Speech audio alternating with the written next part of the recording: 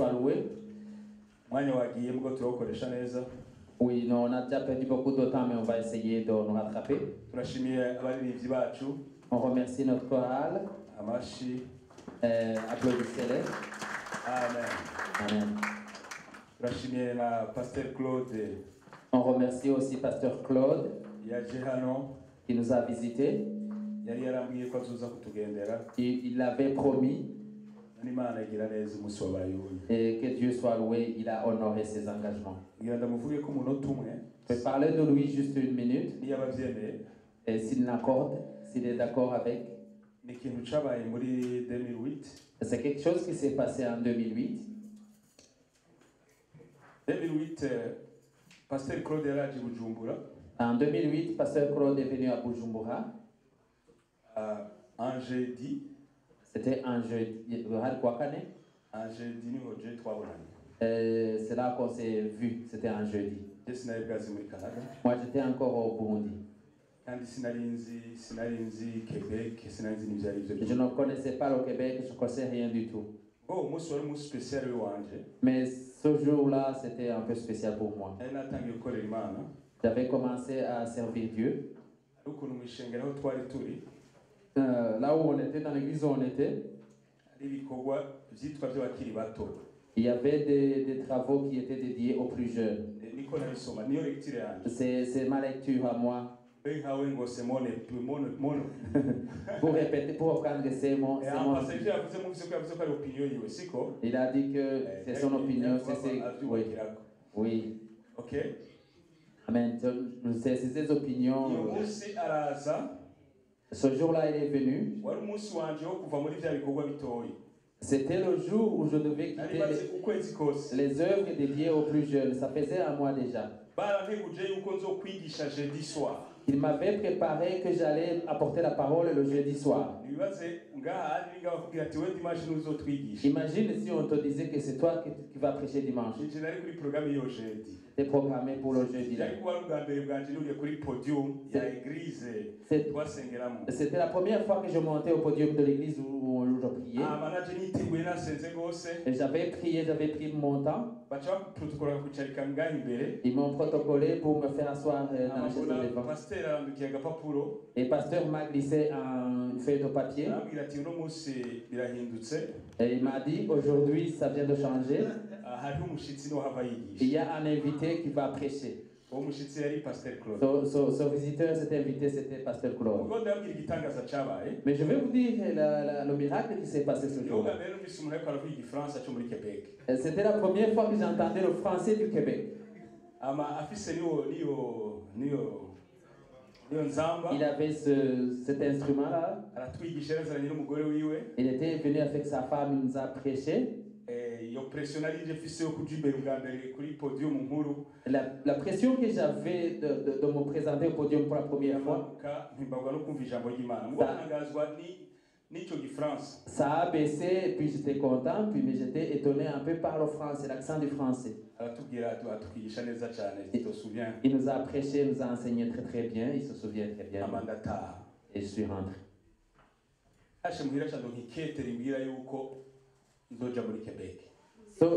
Cette même soirée, j'ai reçu la lettre qui me disait que j'avais le visa de venir ici au Québec. J'ai eu l'invitation au fait. Et j'étais étonné comment Dieu fait les choses. A rendu ici, la première église où je suis rentré, il était là. Et je lui ai dit, c'est toi qui as prêché la première journée où j'allais prêcher pour la première fois. Que Dieu soit loué pour sa présence ici. Et oui, on vous a reçu et sentez-vous à l'aise. Oui, c'était un gros projet que Dieu avait sur nous. Vous allez saluer de notre part votre épouse. Et on prie pour sa guérison dans le nom de Jésus. Amen. Amen. Amen. Amen. Donc, oui, c'est juste quelques mots que j'avais à dire à propos de lui. En rendant grâce à Dieu de le voir, de l'accueillir dans l'église. Amen. Amen.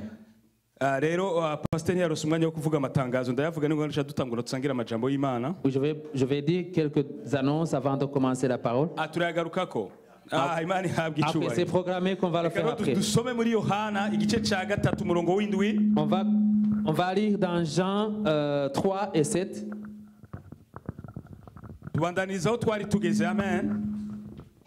On va continuer où est-ce qu'on était la fois passée.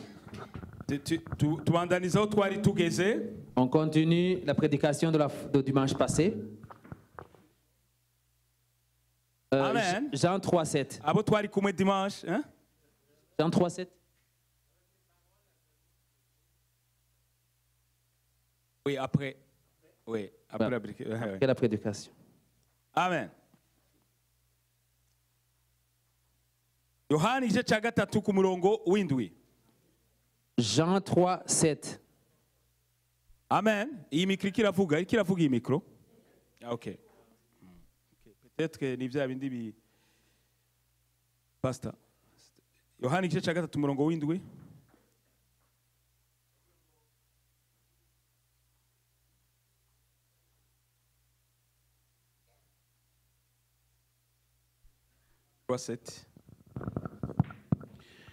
Yohana ibice bitatu ku murongo w'indwi avuga ngo ntutangazwe nuko nkubwiye nti murakwiye kuvyarwa ubwa kabiri.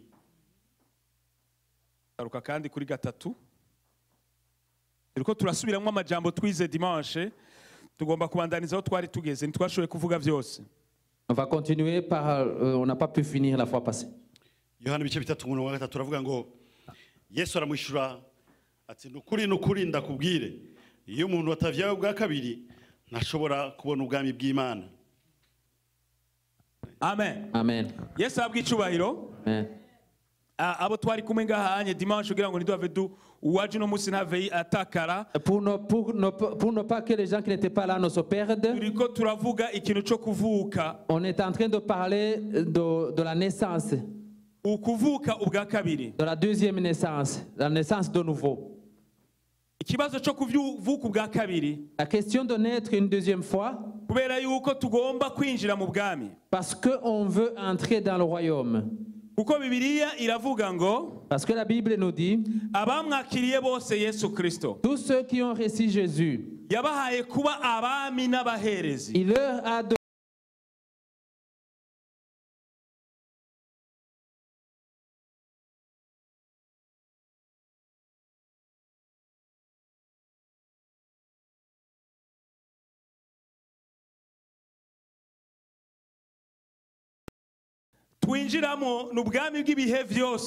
Ce royaume dans lequel on veut entrer, c'est un royaume éternel. Si Canada. Ce n'est pas le Canada. Si Burundi. Ce n'est pas le Burundi. Si Amérique. Ce n'est pas l'Amérique. Tous ces endroits, on a essayé, on a été déjà. Il est question ici d'entrer dans le royaume de Dieu. Le pourquoi qu'on soulève cette question de naissance de nouveau, c'est parce qu'on a un certain Nicodème. C'est lui qui est à la base de ce texte, de cet extrait. Nicodème, il était un sacrificateur chef. Il était un sacrificateur chef, le chef sacrificateur.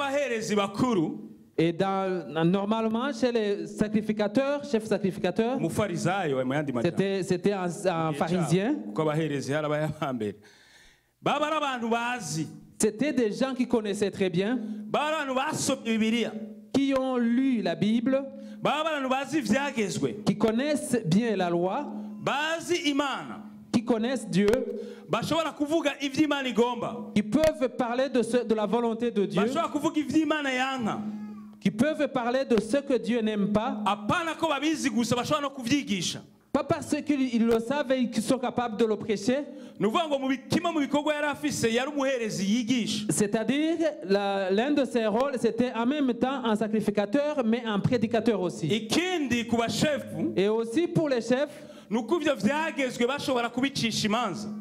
c'est parce que cette loi même leur servait pour faire des jugements. bakunda kuba bameze nk'abamere de la ville. Ils étaient comme un peu les maires de la ville actuellement. Nicodème yari afise ville atwara, yari umujuge w'iyo ville. Nicodème était un juge d'une certaine ville. Yari umuntu azi cyane. C'était quelqu'un qui était connu. Mu gice cya kabiri, dans la deuxième partie, na izina ryiwe ritaza, même si son nom ne revient pas, mu maverse ya nyuma 23 les derniers versets à partir de 23 et suite, bigaragara yuko ariko arumviriza Yesu cyangwa karabona ivyo Kristo ariko arakora. Il est clair qu'il était en train d'observer Jésus, ce que Jésus était en train de faire. À Jérusalem, il était en train de suivre et d'observer ce que Jésus faisait. Il était capable d'apprécier. Il était capable d'apprécier ce que Jésus était en train de dire. Il était un chef, il ne le faisait pas par émotion. S'il était là, il peut nous lire Jean 3, 23. 23 kuri 25. Kandi yari Yerusalemu mu minsi mikuru ya Pasika. Mu minsi mikuru ya Pasika. Benshi bizera izina ryiwe. Benshi bizera izina ryiwe benshi. Babonye ibitangaza ibimenyetso akora. Babonye ibintu akoze ngaho. Ariko Yesu we ntiyabishimira. Ariko. Yesu we ntiyabishimira. Ariko bayije kumwizera. Mais quand ils eurent cru, Yesu ntiyabishimira kuko yarazi abantu bose. Ça c'est 20. Ouais. 24. 24. 2:24. Ok. Mais Jésus, bon, je commence par 23. Pendant que Jésus était à Jérusalem, à la fête de Pâques, plusieurs crurent en son nom, voyant les miracles qu'il faisait. Mais Jésus ne se fiait point à eux, parce qu'il les connaissait tous. Et parce qu'il n'avait pas besoin qu'on lui rendît témoignage d'aucun homme, car il savait lui-même ce qui était dans l'homme. Amen. Amen. Amen. Donc, abantu baje gukurikira Yesu ariko arigisha. Ceux qui suivaient Jésus en train de prêcher, abantu bumvise yigisha kandi akora. Ceux qui ont entendu ce qu'il a prêché, ceux qui ont vu ce qu'il a fait, abantu babonye ibimenyetso n'ibitangaza. Ceux qui ont vu les miracles et les prodiges, nibaza ko atawe murahura ngaha ku isi yabikoze nka Yesu. Je ne pense pas que tu aies rencontré quelqu'un qui l'ait fait aussi bien que Jésus. Hama barizera. Et ils ont cru. Amen. Amen. Bibiri ivuze ngo barizera. La Bible nous dit, le confirme, ils ont cru. Barizera ivyo Yesu yakoze baramwizera. Ils ont cru en Jésus parce qu'ils ont vu ce qu'il a fait. Ariko Yesu we. Mais Jésus, lui, ntiyabashima. Il ne s'est pas fié à eux. Ikibazo ni cya kindi turiko turabazanya. La question alors c'est, c'est comment qu'ils croient et que Jésus ne se fie pas à eux. C'est comme ça que les églises sont remplies de gens qui se disent croyants. C'est ce qu'on voit que les églises sont remplies de gens qui s'appellent chrétiens. C'est notre pays qui, on dit que 90% sont des chrétiens. 90 et plus. 90% et plus des Burundais, ce sont des chrétiens. Et pourtant, on voit combien ils s'entretuent. Les noms qui s'appellent, les slogans, tout ce qu'on entend. Et c'est des louanges. Les gens qui meurent à chaque jour, c'est des gens qui tuent les gens par la machette et qui s'appellent qui tirent sur la tête des gens alors qu'ils portaient des noms chrétiens.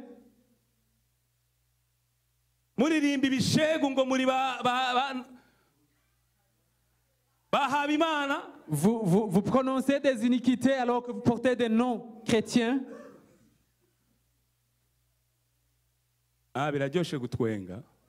Oui, on peut en rire, mais c'est triste. C'est vraiment triste.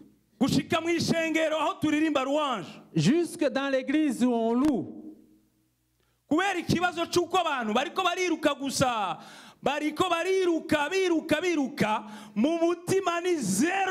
Les gens courent à gauche à droite, mais dans leur cœur, il n'y a rien. C'est comme des hommes et des femmes prostituées ou adultères. Un homme qui court derrière les femmes, il le voit avec une mini-jupe. Et puis il est omnibulé par la beauté de la femme. Mais dites-lui de la marier.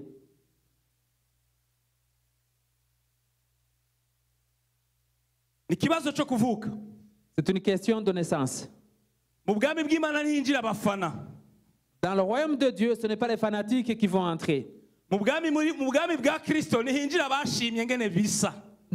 le royaume du Christ, ce n'est pas pour les gens qui paraissent bien.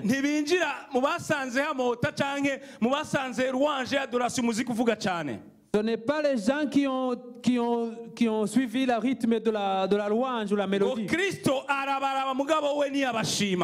Jésus les a regardés, mais il ne s'est pas fié à eux. Parce qu'ils n'étaient pas en train de recevoir ce qu'il était, ils étaient juste impressionnés par ce qu'il faisait.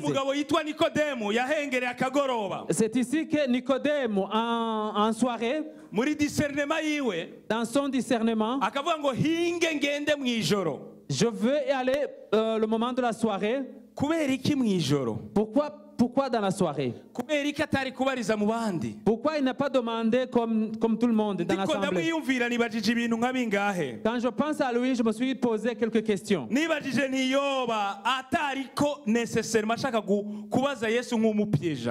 Je me suis dit, peut-être il avait vraiment une question, il ne voulait pas du tout piéger Jésus.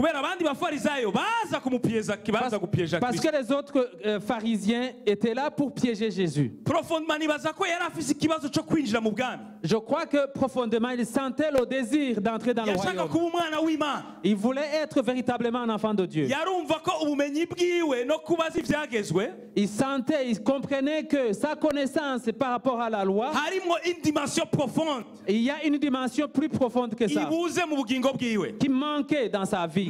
C'est là que je veux que toi et moi nous réfléchissions. Est-ce qu'on est dedans? Est-ce qu'on est sauvé? Est-ce que nous sommes les enfants du royaume? Est-ce que si je suis en train de marcher, est-ce que je suis dedans? Ou alors je ne suis pas encore né? C'est possible. C'est possible que ça fait longtemps que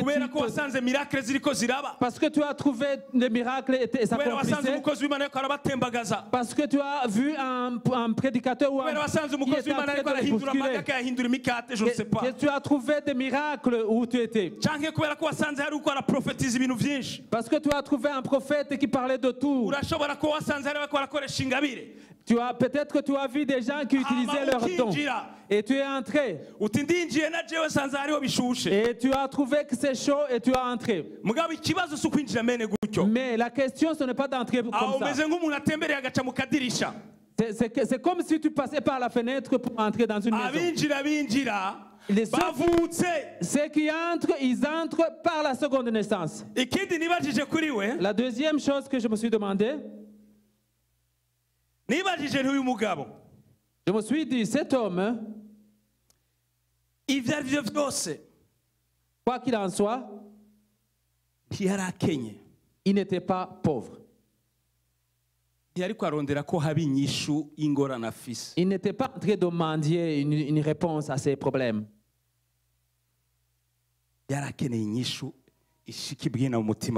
Il avait besoin d'une réponse profonde, du profond de son cœur. L'autre question que je me suis posée, demandée, sa dignité, c'était quand même, c'était un homme digne, très respecté. C'était un homme très respecté.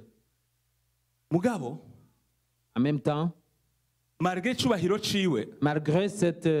son rang social, il a besoin du royaume. De demander parmi l'assemblée, il était comme un peu humilié. Et il a profité de la nuit pendant qu'il n'y a pas grand monde. Et il y a des gens qui, la Bible, ils mettent dans la poche, dans le sac. bakeneye kubona Imana qui ont besoin de voir Dieu. aza kuri Yesu. Il est venu chez Jésus le soir. Ariko ikindi cyantangaje kuri we, Mais ce qui m'a étonné aussi, agishika kwa Yesu yatanguye louange et adoration. quand il est arrivé à Jésus, il a commencé par la louange et l'adoration. Louange et adoration, haleluya. Amen. Murabisoma, murahumba murabisoma. Ego nukuri. Oui, vous allez lire ça vous-même. Nimusome louange et adoration. Louange et adoration qu'il a commencé. Murongo wa kabiri. Wa kabiri aravuga ngo uwo aza kuri we mu ijoro. Aza kuri we mu ijoro. Aramubwira aratangura ati mwigisha. Ati mwigisha. Turazi kuri umwigisha. Turazi, haleluya. Kuri umwigisha yavuye ku Mana. Turazi ko wavuye ku Mana ntidukekeranya. Kuko atamuntu ashobora gukora. Kuko atawushobora gukora nk'ivyo ukora we Kristo. Nk'ivyo ukora shita Imana iri kumwe nawe. Iyo ndirimbo ntayibaho.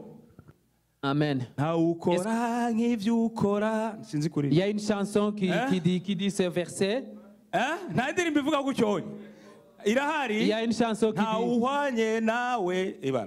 nul n'est comme toi. Je ne connais pas chanter malheureusement. Il y a des chansons qui parlent de cela.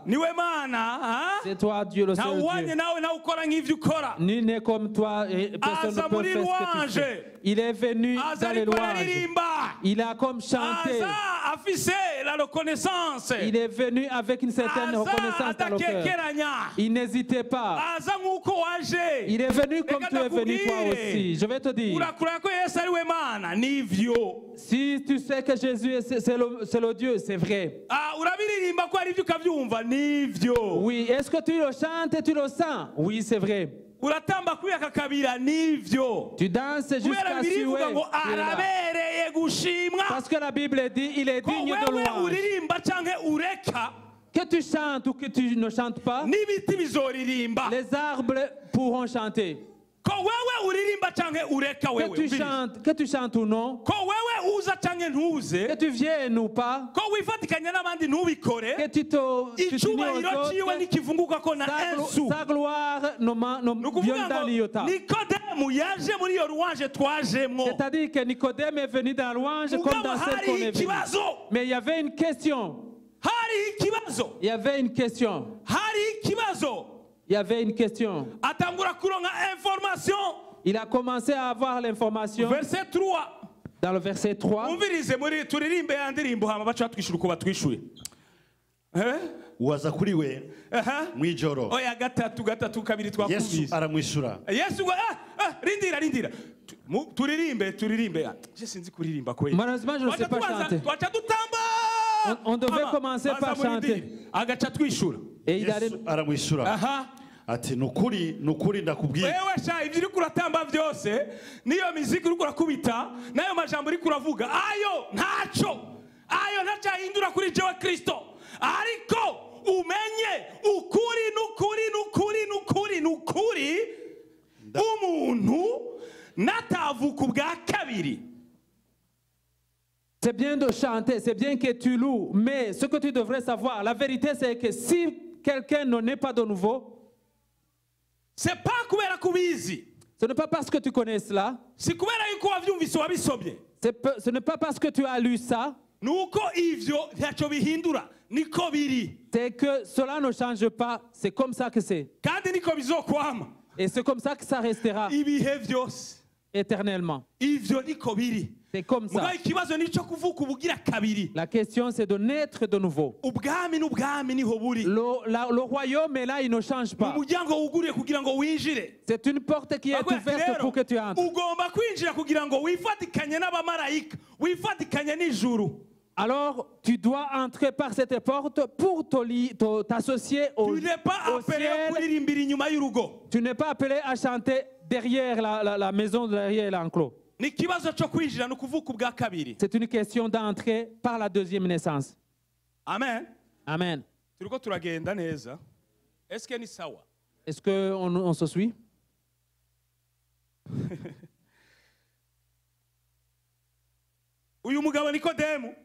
Cet homme, Nicodème, il est venu dire à Jésus, tu sais, maître, on le sait, avec un grand respect, une grande reconnaissance. Mais il a l'information itroubla ubwenge bwiwe. Qui a troublé, qui a bousculé ses croyances. Agira découvre combien de fois il ignorant. Il allait découvrir combien de fois il ne connaissait rien. Un chef, un prédicateur connu qui a prêché tout le monde. Aujourd'hui, c'est le jour de savoir que finalement il ne connaît pas grand-chose. Parce que le royaume du monde est tellement différent du royaume de Dieu. Ce qu'on vit ici, c'est complètement différent de ce qu'on vit au ciel. La Bible nous dit à plusieurs endroits que la sagesse des hommes est complètement différente de celle de Dieu. La façon que l'on voit, c'est différent de comment Dieu voit. Notre façon de penser est différente de la façon dont Dieu pense.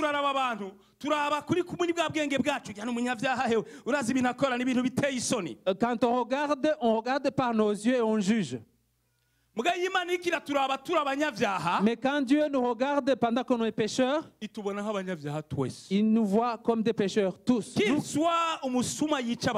ce soit un voleur, un tueur, que ce soit un homosexuel, tout cela c'est du péché, c'est des iniquités devant Dieu. C'est comme ça qu'il le voit. Mais la parole de Dieu me dit que Dieu le Père, il ne souhaite pas. Vous comprenez? Oui, vous avez des...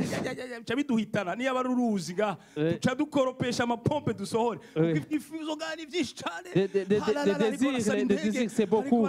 Il y en a qui demandent toutes sortes de choses. Ils sont en train de demander toutes choses. Ce que Dieu souhaite pour nous, c'est que dans son souhait,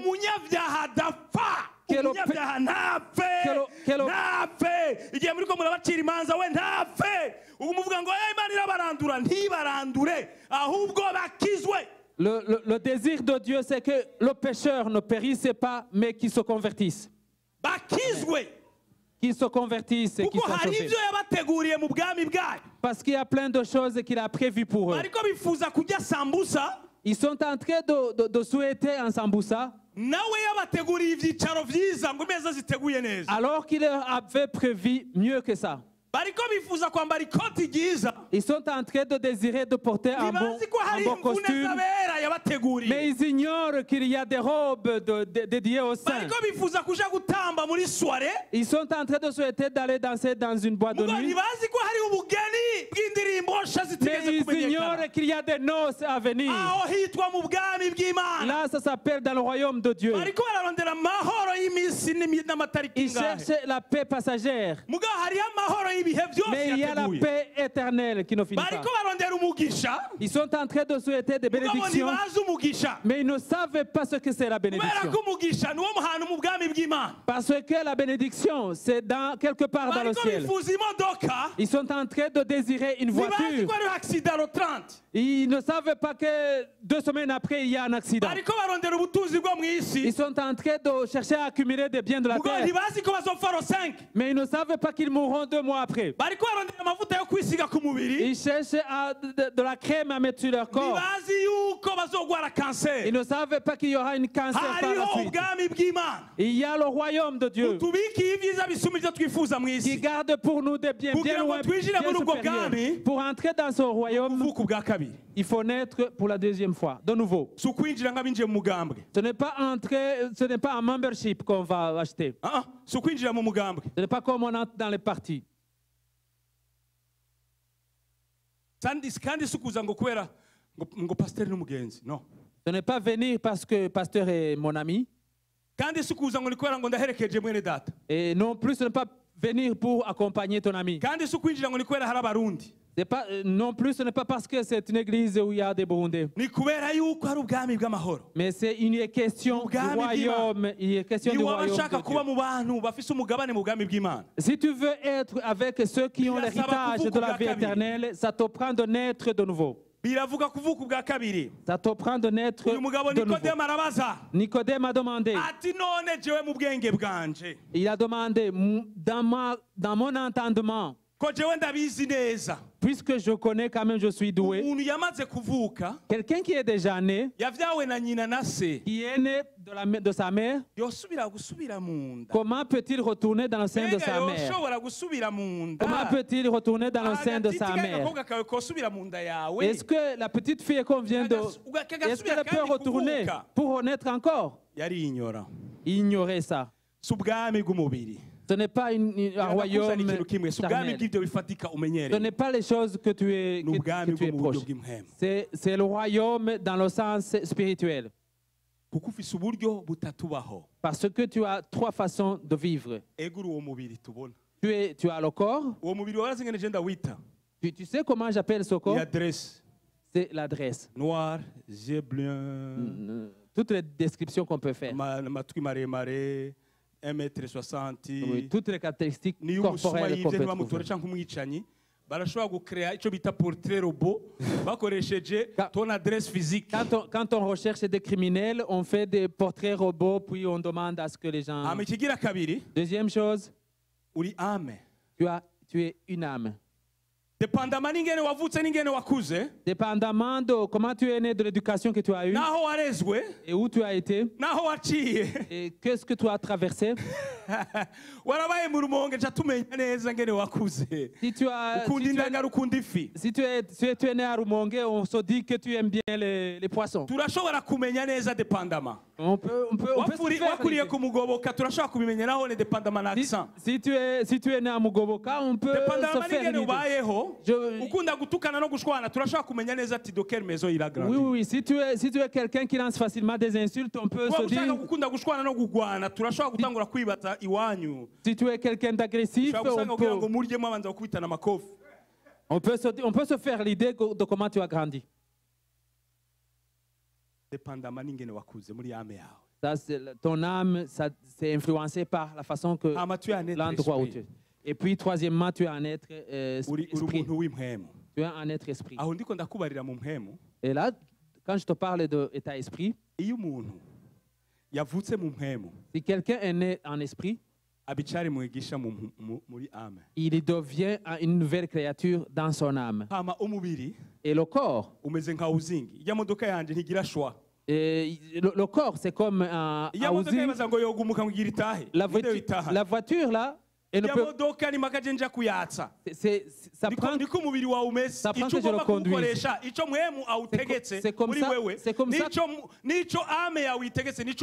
C'est comme ça que ça, si l'esprit et l'âme dictent le corps à faire, il va suivre. Si tu l'habitues à un endroit chaud, il va être comme ça. Si tu lui donnes des haricots, il va aimer ça. Si tu aimes l'adultère, il deviendra comme ça. Si tu lui donnes de la bière, il va s'habituer. Si tu... C'est quelque chose qui exécute. Ce housing, c'est juste l'adresse. C'est quelque chose qu'on répare, qu'on peut détruire.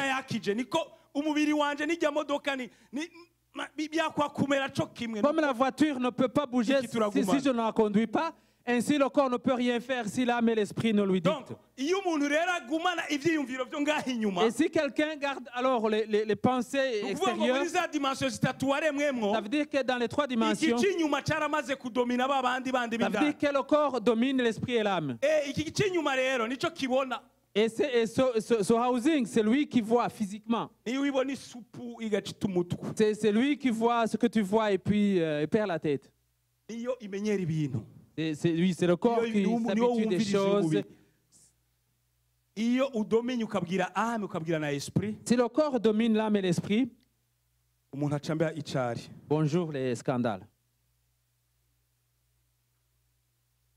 Donc, pour naître en esprit, et on lui a donné une réponse, Pasteur Vanoli. 5. Yesu aramwishyura ati nukuri ndakubwira iyo umuntu atavyawe n'amazi na mpwemu iyo umuntu atavyawe n'amazi na mpwemu ntashobora kwinjira mu bwami ntashobora kwinjira mu bwami bw'Imana. En vérité, je te le dis, si un homme non né d'eau et d'esprit, il ne peut entrer dans le royaume de Dieu. Hallelujah. Hallelujah. Bibwiye umugabo yabonye ibimenyetso n'ibitangaza. C'est quelqu'un qui a vu, un homme qui a vu les prodiges et les miracles. Uyu mugabo yamenye byinshi uwo munsi. Cet homme a appris beaucoup de choses ce jour-là. Urazi le fameux verset dukunda kuvuga twese tuzi ku mutwe. Le fameux verset qu'on connaît tous par cœur. 3:16. 3:16. Okuko urukundo Imana yakunze abari mu isi ariko gwatumye igira gute? Car Dieu a tant aimé le monde qu'il a donné son Fils et on continue. Alléluia. Mwari mubizi ko vyabwiwe Nikodemu. Est-ce que vous saviez que ce verset a été dit à Nicodème en premier? Nicodème vient de recevoir une information qu'il est possible qu'il naisse de nouveau, qu'il peut mettre à côté tout ce qu'il avait accumulé avant. Si tu observes bien Nicodème, tu peux le comparer à Paul. Paul était un pharisien.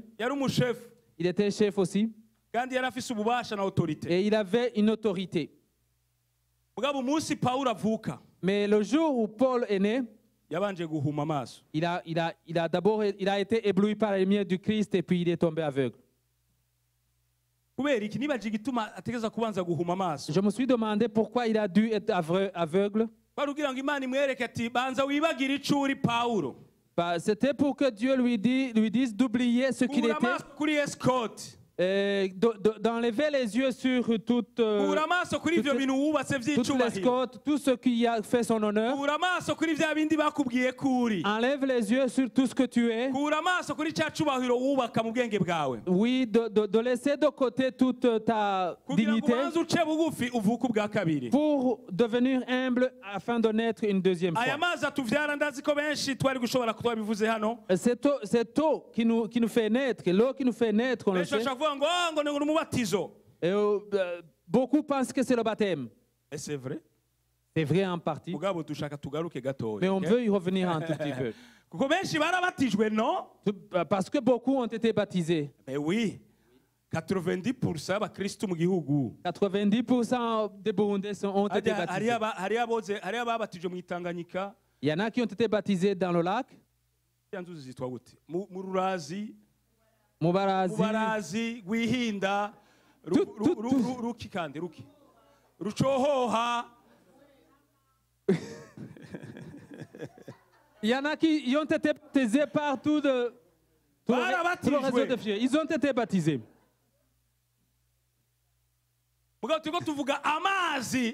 Mais ici on parle d'eau. De l'eau, la parole de Dieu comme cette eau.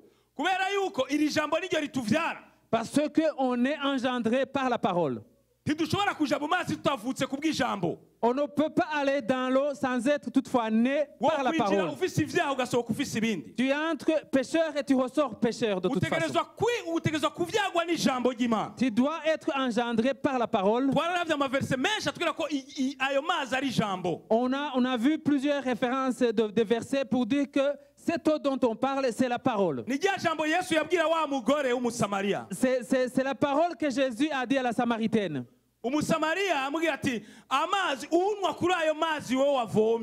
Il a dit à la Samaritaine, celui qui boira de ton eau, et il aura de nouveau demain. Celui qui boira à votre eau, il aura soif encore. Celui qui boira de la bière, il aura soif. Amen. Laissez-moi parler de la bière. Si tu as bu plus que moi, viens me voir. Quelqu'un parmi les Burundais. Parmi les Burundi, baronse agashimwe de boire la bière. Non, c'est pas si blague. Désiré est là pour le témoigner. À mon mariage, c'est la brasserie qui a amené tout le breuvage. Avec des serveurs bien habillés. muri mariage yanjye qui avait des gants aussi. nahamagawe na directeur commercial Et c'est le directeur commercial qui m'avait appelé. bati horumwo neza akayeri hajya kuri television Parce qu'ils disent à la télé, on te voit bien boire la bière. yagira umuntu atsitara rero Que quelqu'un ne se sente offensé. mvugizi wanje Que quelqu'un ne se sente offensé. okay Je parle de moi.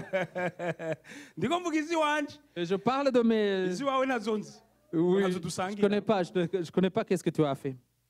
ndiko mvugizi wanje Oui. izi wawe none je turasangira ntidusangira ndiko mvugizi wanje okay Je parle de mon histoire. kwera zagira zinyice J'ai arrêté ça parce que... zagira zinyice si blague nuzi nwandazi zimujana ziramwica C'est pourquoi je sais que comment la bière rend... ibyo ntitubiharira parce que ndabizi On ne va pas en discuter, c'est du vécu pour ma part. iko ndabesha none mumbabarire siko Vous m'excuserez, je ne suis pas en train de mentir. beaucoup d'amour je vous aime beaucoup Je vous dis, ndabibarira nk'abakunda oui, cyane. je vous aime beaucoup de tout mon cœur croyez-le Nimuvyemere ndabibabwira ndabakunda. ndabivuga ndabakunda Je le dis car je vous aime. je ne suis pas en train de vous juger Ce n'est pas pour vous et je juger. vous comprends Et je comprends parfaitement. okay muriko murankurikiye Amen. nukuri nkaba ndabanka nukuri imana yo mwijuri mwijuru ndi imbere yanyu Dieu en est témoin, je vous aime et il sait que je je vous vous aime. aime beaucoup si je vous le dis c'est parce que je sais Si iyo ndiko ndabivuga ni ukubera hariho igituma ndabizi. yaba nk'inwe ibiyeri jewe simba ndi kumwe n'abana banje n'umugore wanje ça c'est sûr Si j'avais continué à boire la bière, je suis certain que je ne serais plus avec nashwana Désiré et misi yose les enfants. umugore twatukana tous les jours umufuke ukaturenza mu gitondo no ku mugoroba On se chicanait tous les jours et puis nagenda ijoro sinataha mu nzu je rentrais trop tard et puis j'étais jamais à la maison. najya amahera y'umuryango ngiye kunywa ibiyeri Et je dépensais l'argent Ça, c'est moi. de la famille. wowe urafise kese dépôt Toi, peut-être que tu as une Tu façon ne de gaspilles faire. pas. Toi, ça va continuer. Unwa rero kuri ayo mazi azosubira kunyotegwa. Celui qui boit de cette eau, il aura soif Nawe encore. uzonwa jus suspendu au plafond uzosubira kunyotegwa. Même si tu bois n'importe quoi, tu auras soif. Naho bazoguha champagne bakaguha izigezweho zirimo vitamine uzosubira kunyotegwa. Même si tu bois des champagnes, des derniers cris, tu auras soif encore. Gusangira na Trump ahantu hari inzahabu uzosubira kunyotegwa. Même si tu bois dans le meilleur cabaret du monde, tu Mugabo auras soif Yesu abwira encore. umugore Mais Jésus a dit à la ati Samaritaine, ariko unwa kuyo jewe ndamuha. mais celui qui boira à l'eau que je Yabaruzi donnerai, inyota yanje sha. si tu savais ma soif, 5 heures n'abanyotewe saa mbiri n'abanyoye inzoga 5 heures j'avais soif et à 8 heures j'avais déjà la première bière. 8 heures du matin mvuye gushikana kana kuri kwishuri nagira ndiko ndajugumira gucyanye uwo ni jewe Je buvais le matin à 8 ndi heures, sinon je alcoolique à tremblais. 26 ans Alcoolique, nari mborerwa hakiri imyaka 26. ngashikana umwana nkaca nja kunywa ikiyeri kuri conteneur J'arrive juste à déposer l'enfant à l'école et puis je passais Kubera au nagumana côté. inyota. Parce que j'avais tout le temps soif. mugabo maze kunywa kuri Kristo Mais quand nanywa kuri Kristo Mais quand j'ai bu nanywa de kuri Christ. Yesu Mais quand j'ai bu de nanywa kuri Christ. Yesu inyota yaraheze C'est fini, je n'ai plus la soif depuis Il y a que une j'ai bu à l'eau de vérité. Jésus. Ça, Une c'est la vérité. vérité. iyo ni verite Ça, c'est la vérité. iyo ni verite bene data Ça, c'est la vérité. nico gituma mvuga ko nakijijwe C'est pourquoi je dis que j'ai été sauvé. nico gituma mvuga ko nakijijwe C'est nabohowe n'ijambo ry'Imana C'est pourquoi je dis que j'ai été sauvé par la tuvuge parole. kuvuka ku bwa mpwemu On va parler de la naissance selon l'esprit. Ezekiya 36 24 gushika kuri 27 Ézéchiel 26, 36. 36. 36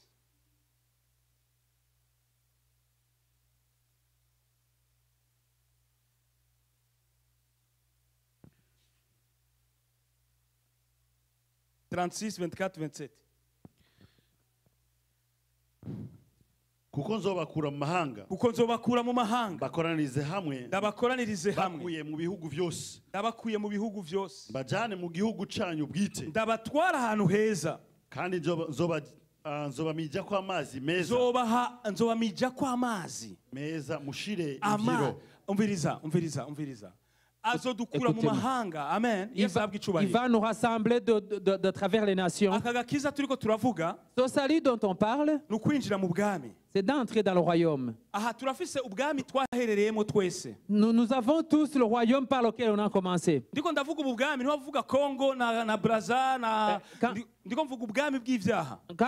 Quand je parle de ça, ne pensez pas au pays, le territoire, mais c'est le péché. Mais ne regarde pas non plus où est-ce que tu es seulement.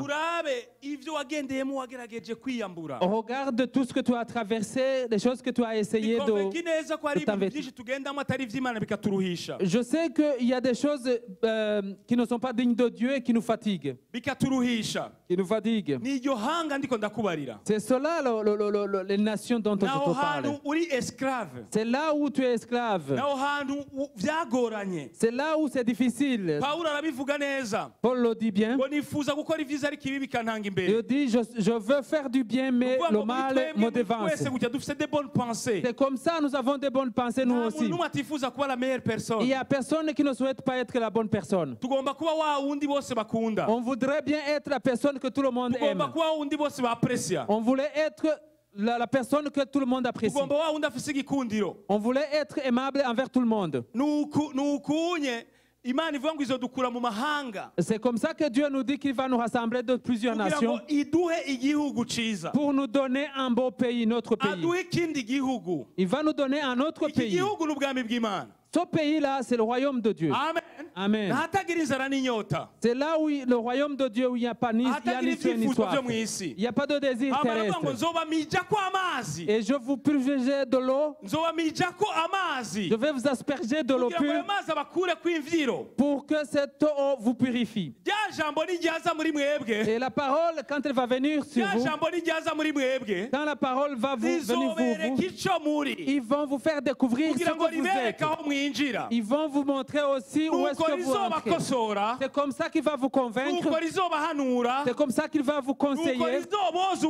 C'est comme ça qu'il va vous purifier de toute impureté. Et s'il finit de nous asperger de l'eau,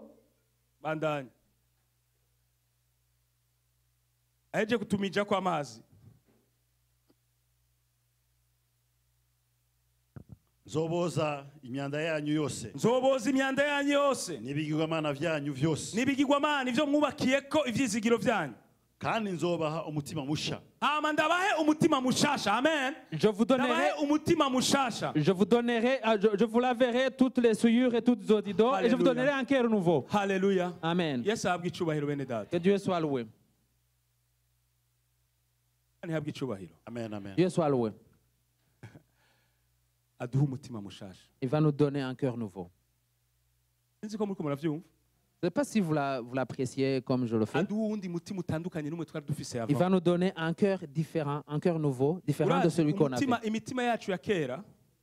Notre cœur, il nous a mis en conflit avec des gens, des personnes. Notre cœur d'avant nous a fait perdre notre dignité. Nos cœurs d'avant, il a accueilli la rancœur. Le cœur de 99% des gens, il y a de la haine ethnique. Il y a de la division. Il y a des gens qui ne peuvent pas rentrer dans le pays. Il y a des gens qui ont perdu les leurs. Il y a beaucoup de gens qui ont des blessures parce que les cœurs. Mais je vous donnerai des cœurs nouveaux. Je suis convaincu que pour que le Burundi s'en sorte, ce n'est pas Arusha qu'ils ont besoin. Ils n'ont pas besoin de Arusha. Ils ont besoin de cœurs nouveaux. Ils n'ont pas besoin de la personne qui chante tout le temps. Ils ont besoin de quelqu'un qui a un cœur nouveau. Alléluia. Amen. Il a dit, je vous donnerai un cœur nouveau. Et dans ce cœur nouveau, il sera accompagné d'un esprit nouveau. Ce cœur nouveau t'accompagnera dans un esprit nouveau. Rappelle-toi que tu es un être esprit. Mais ton esprit, il a besoin de connecter avec l'esprit de Dieu. Tu as besoin de naître en esprit. Tu as besoin de naître en esprit. Alléluia. Amen. Est-ce que turiko turavyumvikanamo? Est-ce qu'on oui. Biridure birumvikana na Nikodemu vyaramucanze. J'en conviens que c'est difficile un peu. Mugabo urakeneye mpwemu. Mais tu as besoin de l'esprit. Kuvuka muri mpwemu bisigura iki nigona ningoga? Naître en esprit, ça veut dire quoi? Ubwa mbere twumvise ko mpwemu ari wadukonvenka kucaha. Premièrement, on sait que c'est l'esprit qui nous convainc du péché. Niwasoma Yohana igice cya 16 umurongo w'8. Si tu lis Jean 16:8, avuga ngo uwo mpwemu niyabazako. Il dit que quand l'Esprit Saint viendra sur vous, il va convaincre le monde et il va leur convaincre du péché et de la justice de Dieu. C'est lui seul qui peut te convaincre du péché. Et c'est lui qui peut te faire découvrir la justice de Dieu. C'est cet esprit qui est seulement capable, quand la parole est déjà en toi, qui va transformer ton intelligence pour que tu commences à être convaincu. L'enfant prodigue, le fils prodigue. Si tu lis Luc 15, le fils prodigue était parti loin de son pays. Il avait pris tout son héritage. Quand il a pris son héritage et qu'il est parti, il croyait avoir la solution en main. Il croyait être libre. Il croyait pouvoir s'en sortir. Il est allé loin de son pays. Mais il a oublié que dans ce pays étranger, il allait souffrir. Alors, il s'est amusé et puis après, il y a eu la famine dans le pays. Et le fils là, il s'est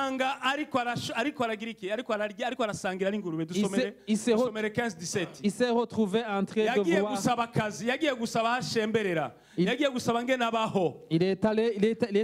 Il s'est trouvé à demander du travail. 15-17. En français aussi. Yisubiyemo aribwira atabacangiro ba data bangana kuriya. Oya shaka wigereze ngaho. Ngo yisubiyemo ariko aranuranura yari umwana kwasi. Il pensait yari umwana mu rugo. Yari umwana w'ibwami. Il était un enfant de son père, il était bien chez lui. Mais maintenant il est en train de se demander. Ashika amagogwa aba. Il est arrivé là dans le pays où il a souffert. Alors qu'il avait pris tout son héritage et qu'il était sûr qu'il allait s'en sortir. Soma 15-17. 15-17. Luc. Ah, okay. 15-17.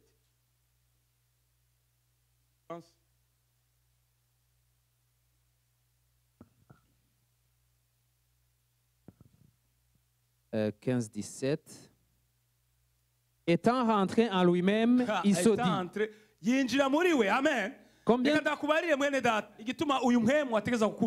Je vais te dire pourquoi l'esprit doit t'engendrer. C'est quelque chose que vous utilisez comme vous appelez conscience. C'est-à-dire rentrer en soi-même pour réfléchir. Il est rentré en lui-même pour réfléchir.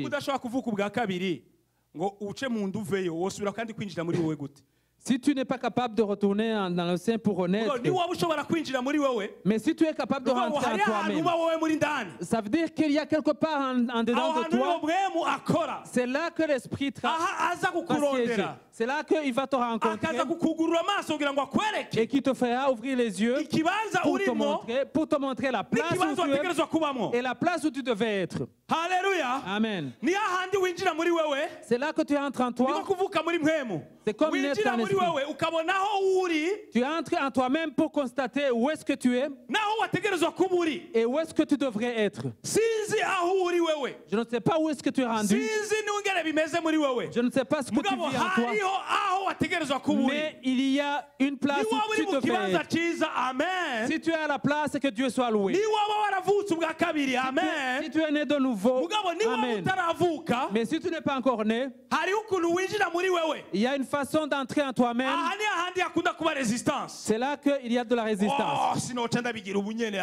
Mais on se dit peut-être que ce n'est pas le bon moment. Bava bantwenga di. Peut-être les gens vont se moquer de moi. Nobikora gute n'aya majambo navuga? Comment je peux le faire alors que j'ai dit ceci? Des gens vont se Utanguye moquer. kwibesha muri Tu wewe. commences à te mentir Mugabo hari toi-même. ijwi riko rirakwereka neza ikibanza wategeza kubamo. Mais il y a une voix qui te Hari ijwi montre que rigomba kugutwara mu mugabane wawe. il y a une voix qui te dit que tu n'es pas Hari ijwi là où tu ry'Imana devrais rigomba être. kugushira mu kibanza cyawe. Il y a une voix de Dieu qui veut te déplacer pour te Imana mettre à la bonne place. yaraguhezagiye guha imigisha yose. Dieu t'a béni de toutes les bénédictions Yaguhaye célestes. ikiganza cyiza mu bintu Il byinshi. t'a donné une bonne Mugabo main hari pour ikindi toutes les kibanza choses. Imana igomba Mais il y a une kukubonamo. place où Dieu veut Nicyo t'emmener. gituma mwemu aza kukurondera indani. C'est pourquoi l'Esprit vient en dedans de Kugira ngo toi ushobore kubona aho uri n'awategeza kuba pour uri. te faire comprendre que tu n'es pas à la place uyu où tu mwana devais être. w'icangazi ngo yinjira muri we. Alors, son fils prodigue est entré en lui-même. Reka ndababwire uyu mwana amaze kumva iryo jwi. Son fils, quand il s'est rendu compte de cette Birivuga ngo voix, hama ngo afata hama ngo afata iki la Bible dit, Musa 18 aravuga 18 aravuga ngo ve hasi mve hasi nje kwa data. ngende kwa data. je me lèverai et j'irai vers mon Père. Haleluya, Amen. haleluya. Amen. Umuntu yumva ijwi avuga ngo hinge maguruke, hinge gusa maguruke. Quelqu'un qui a entendu la voix, il va certainement se C'est dire, pas compliqué. je veux me C'est pas lever. compliqué. C'est pas compliqué. Umviriza, Ntibigoye. c'est pas compliqué kuvuka muri mpemu. Ntibigoye de Ijambo naître avec l'Esprit. ryavuzwe. La parole a été prêchée. Wanyumvise. Tu l'as entendu. Mpemu araje muri wewe. L'Esprit vient en toi. Araje kukwemeza. Il vient te convaincre. Le fait ko wamwumviye. Le fait que tu as Kuko écouté sa benshi voix, barabyumva mugabo ntibumvira. parce que beaucoup l'entendent mais n'obéissent pas. Umviriza hari abantu tuvuze mpemu muca mutubwira ibindi muca mutangura kuvugishwa iyo etape Il y turayigera. a, il y a des gens quand on parle de l'Esprit, on est en train de naître, on n'est pas au moment de... turemera ko mpemu afurura ingabire, turemera ko mpemu azana ivyamwa mugabo turacyari muri etape yo kuvuka. Amen. On est dans la Umuntu première ashobora étape de gutangura vie. kuvugishwa ataravuka. Tu ne peux pas parler en langue quand tu n'es pas encore né. Ce n'est Uravuga pas indimi possible. z'abadayimoni ntibishoboka. C'est un non-sens. Ntushobora gutangura kuvuga alange utavutse muri mwemu. Tu ne peux pas parler en langue quand tu n'es pas encore né. amadayimoni wavugishwa n'amadayimoni. C'est d'autres langues, ce n'est pas l'Esprit Saint. Ntushobora kutubwira ngo wahishuriwe ntibishoboka. Wahishuriwe nande na mwemu. Il faut wakuvyara tout d'abord. Il faut que l'Esprit t'engendre d'abord pour prophétiser par la suite ou parler en langue. Est-ce que muravyumva? Vous comprenez? Il faut qu'on vuga, ni très important. Il faut qu'on vuga. Il faut que je naisse. Il faut qu'on umve iryo jwi. Il faut que Si ikibazo j'entende et que cy'ibyo j'obéisse à la voix. nabonye, si ikibazo cyaho naciye, Ça n'a rien à- ikibazo personnel muri jewe. Ça n'a rien à Kandi si voir. ikibazo cy'uko Désiré yavyemeye cyangwa atavyemeye. Ça n'a rien à voir avec que j'ai traversé. Ndakeneye kuvuka. J'ai besoin de naître. Il faut qu'on injira. Il faut que j'entre dans le royaume. Nimba shaka amahoro, Si je veux la paix, il faut qu'on injize amahoro mu bugingo bwanje. il faut que j'entre la paix dans ma vie. Si je veux la lumière sur mon Il faut chemin, ko maguruka nsubire kwa il data. faut que je me lève et que je m'en vais au Ibineranye Père. n'umuntu n'umwe, non. Ça ne concerne personne d'autre que moi. Il faut ko maguruka nkagenda. Il faut que je me lève et que je parte vers mon Père. Haleluya. Amen. Uko ni ukuvuka muri mpemu. C'est ça, naître en Kumva esprit. iryo jwi. De- Ikindi kigira kabiri. D'entendre la voix et de lui obéir. Dusome Tito igice cya gatatu umurongo wa gatanu n'uwa gatandatu. Ni Tito- ijambo nkunda cyane utarajyumva ndarimubwira azoze tubonane. Tite 3, turuwa kuva kuri 5 gushika kuri 6. Iri jambo naribwiye n'umwana wanje akiri Burundi. Candarigumana n'ubu sindarita. iradukiza Iradukiza yemwe. Haleluya. Iradukiza. il nous guérit. Iradukiza hanyuma. itadukirishije ibikorwa. Umviriza. Ntiza kugukirisha ya madolari yawe, no. Ce n'est pas par tes œuvres, ce n'est pas par ta richesse. Bya bihumbi watanga ngo urakira. Ntiza kugukirisha amadolari yawe, no. Ce n'est pas par l'argent que tu as dépensé à demander cette guérison. les chrétiens, umviriza bene data. Le royaume de Dieu, on ne paye pas. C'est gratuit. C'est gratuit. Ce n'est pas tes œuvres, c'est gratuit, c'est un don de gratuit de Dieu. Alléluia. Amen. iradukiriza itadukirishije ibikorwa byo kugororoka twakoze ariko idukirishike nk'uko imbabazi zayo ziri. Tout d'abord, imbabazi ziri disponible ibihe byose. Il nous guérit par sa miséricorde, par sa grâce. Ni wowe usigaje kwinjira mu mbabazi, yaraduhariye. Oui, il nous a pardonné depuis longtemps. Hanyuma idukirisha ukozwa kuzana ukuvyarwa ubwa kabiri. Kuzana ukuvyarwa ubundi nous a guéri par la purification qui nous donne à naître, pour naître. Kuvuka ubugira kabiri tuvyawe niki kuvyarwa ubwa kabiri ikadukirisha ugihindurwa basha na mpwemu yera. Guhindurwa basha na mpwemu yera.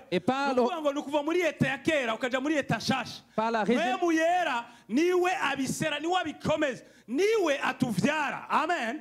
Mpwemu yera niwe atuyobora, niwe adutegeka gukora. C'est l'esprit qui nous engendre, c'est lui qui nous guide et qui nous fait œuvrer, qui nous fait parler. Je suis convaincu 100%. Je suis convaincu que ceux qui sont guidés par l'Esprit de Dieu, ceux-là sont fils de Dieu. Chaque chose que l'Esprit me fait comprendre, c'est quelque chose qui me donne la liberté.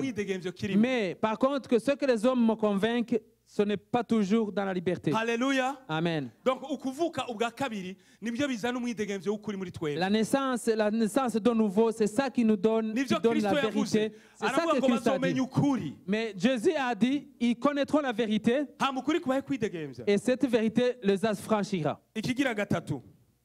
Tugisome muri Yohana 14 umurongo wa 16. Acha tuhagarika aho nyene. On va finir Jean 14 16. Nanje nzosaba data nabazobaha uwundi mwitsa azobaha uwundi mwitsa ngo azabane namwe ibihe bidashira aze abane namwe ibihe bidashira. Niwasoma munsi kandi soma nako yumviriza. Nzosaba data azabaha umwitsa. Soma kuri 17 aravuga ngo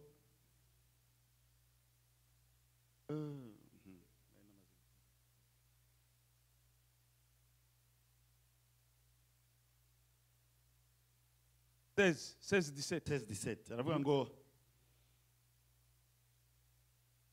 non 14 16 nagiye kuri atari. Et moi, je prierai le Père, il vous donnera un autre consolateur, afin qu'il demeure éternellement avec vous.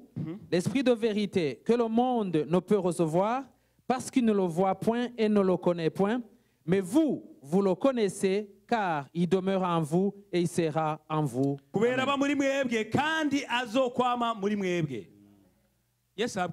Amen. Ce n'est pas l'esprit qui vient juste sur la chorale. Ce n'est pas l'esprit qui vient là pour un moment. Tous les chrétiens croyants, ils ont l'esprit quand ils sont comme chaud. Alléluia. Amen. Il y en a qui le reçoivent parce que c'est chaud la louange, quelque chose. Il y en a qui le sentent quand c'est vraiment bon dans la louange. Mais s'il y a quelque chose qui cloche, il y a un autre esprit qui remplace l'esprit de Dieu. C'est comme si deux esprits se laissent la place l'un l'autre. Alléluia. Amen. C'est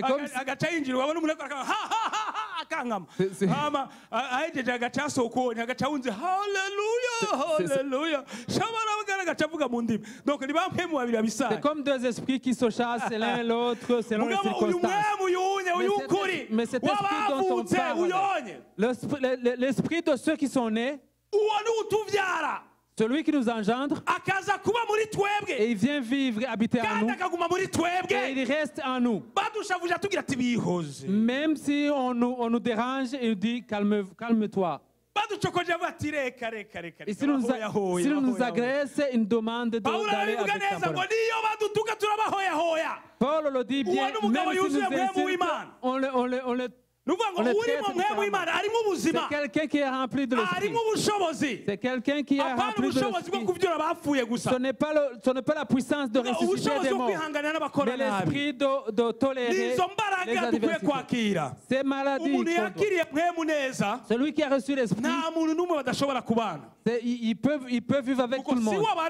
Parce que c'est l'esprit en sa place, c'est l'esprit qui va vivre avec les autres. C'est cet esprit qui va nous faire arriver au Père. C'est cet esprit qui amène le royaume en nous. C'est cet esprit qui amène le caractère de Dieu en nous. C'est cet esprit qui amène la sagesse. C'est cet esprit qui nous engendre. On finit. Nicodème qui a reçu ces paroles de naître de nouveau, je ne sais pas comment il a fini. Mais ce que la Bible m'a montré, si tu vas en Jean 7, vous verrez Nicodème. Les pharisiens qui discutaient, les uns disaient que Jésus est le Messie, les autres disaient non. Nicodème était là. Et la Bible dit, et Nicodème, il a demandé. Il a dit, dans notre loi, est-ce que c'est accepté qu'on fasse un jugement alors qu'on n'a pas encore écouté? Dans Jean 7, Nicodème, ensemble avec d'autres pharisiens, dans un débat, discuta si oui ou non Jésus était le Messie. Et il a demandé il a dit, dans notre loi, est-il accepté de faire un jugement avant d'écouter les hommes? Et les autres lui ont demandé, toi aussi tu es devenu un Galiléen? Pas dit la suite. Et l'autre fois où on le voit, c'est dans le 19e chapitre. 19 chapitre. Quand Jésus était déjà mort, celui qui s'appelle Joseph, qui était un pharisien juif, il est allé demander la dépouille de Jésus. Il a demandé la dépouille de Jésus pour aller l'enterrer. Il a pris ça oui, dans le beau tombeau qu'il avait préparé. Et quand il est allé demander la dépouille, il est parti avec Nicodème. Et Nicodème a amené des choses très précieuses.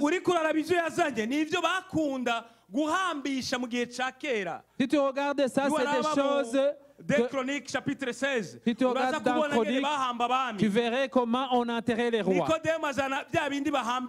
Nicodème a amené des choses qu'on faisait, les rites qu'on faisait pour les rois. C'est comme ça qu'il a amené. Si tu écoutes encore, et ils vont appeler Joseph comme le disciple de Jésus en secret. L'Église catholique a déjà déclaré Nicodème comme un saint. Pourquoi il y a des églises Saint-Nicodème? Il y a des boulevards, des rues qui s'appellent comme ça. Je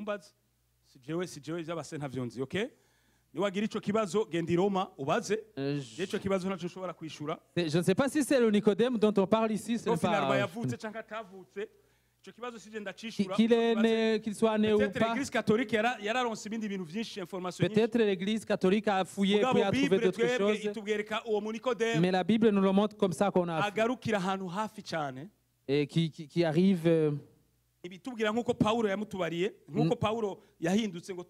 On ne parle pas de lui comme de Paul qu'on a vu tout son cheminement. Mais je veux te dire, il n'y a pas de disciple en secret. Il n'y a pas de disciple en secret. Et personne ne peut entrer dans le royaume en secret. Tu dois passer par la porte.